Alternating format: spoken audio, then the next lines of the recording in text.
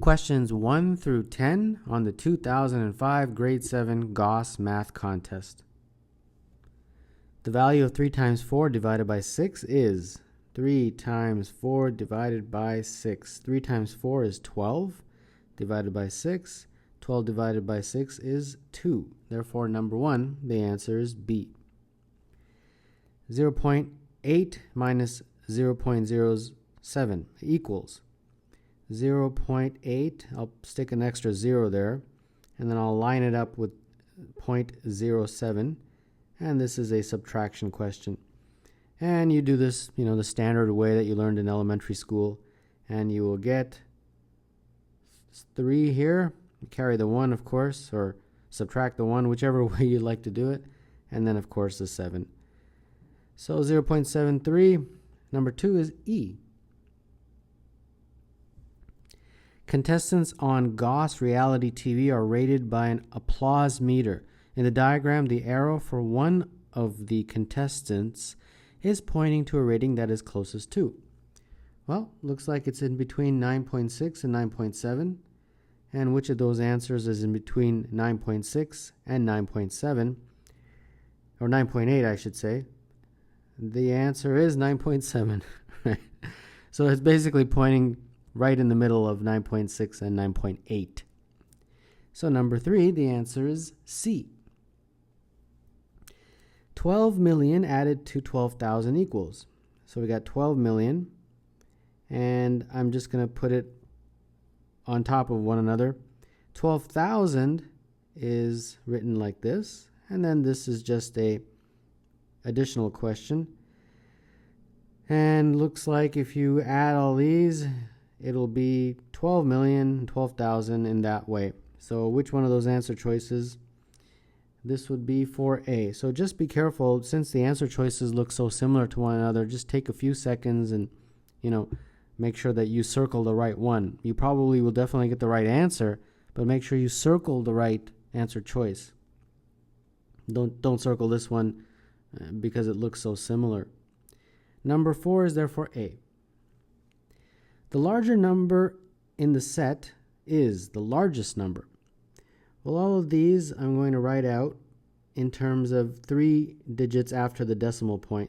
It just makes it a little bit easier to compare, in my opinion. So I've got 0.109, 0.200, 0.111, 0.114, and 0.190. Which one of these is the largest? Well, it's this one right here. So number 5, the answer is B. At a class party, each student randomly selects a wrapped prize from a bag. The prizes include books and calculators. There are 27 prizes in the bag. Megan is the first to choose a prize. If the probability of Megan choosing a book for her prize is 2/3, how many books are in the bag? So 2/3 times 27 is how we would calculate this. And 27 divided by 3 is 9, so that just becomes 2 times 9, which is 18.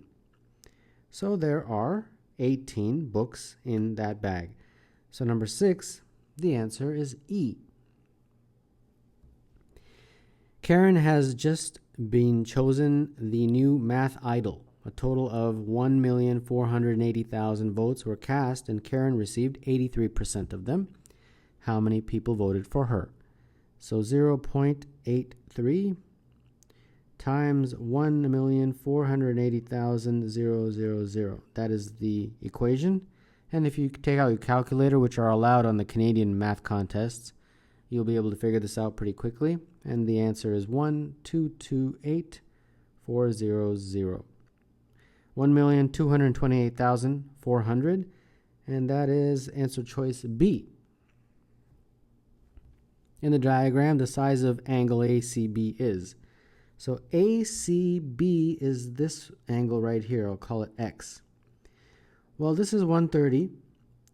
And angles about a line are going to add up to 180. So this angle in here must be 180 minus 130, which is 50.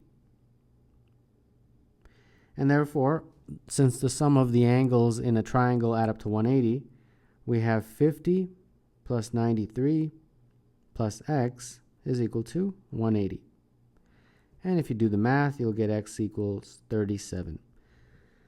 So number 8, the answer is B. A movie theater has 11 rows of seats. The rows are numbered from 1 to 11. Odd number rows have 15 seats, and even number rows have 16 seats. How many seats are there in the theater? So we have row number 1, 2, 3, all the way down till row 11.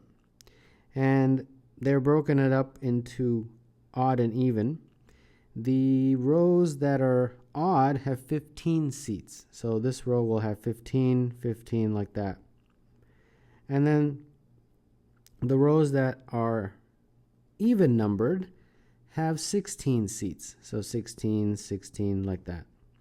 And then we are basically asked, what is the total number of seats? So I just add up this column right there. And let's see, how many 15s do we have? 1, 2, 3, 4, 5, 6, right? So 6 times 15. Plus, how many 16s do we have? 1, 2, 3, 4, 5. 5 of those 16s. And this looks like 90 plus 80. And that is 170. So number 9, the answer is D. In relation to Smiths Falls, Ontario, the local time in St. John's, Newfoundland is 90 minutes ahead. And the local time in Whitehorse, Yukon is 3 hours behind. When the local time in St. John's is 5:36 p.m., the local time in Whitehorse is. So we've got Ontario, which is where I'm from, by the way, right there, Ontario. Then you've got Newfoundland, and I've known some people from Newfoundland over the years, including one of my teachers in high school. He was also my coach, running coach. And then you've got the Yukon, which is a territory in northern Canada.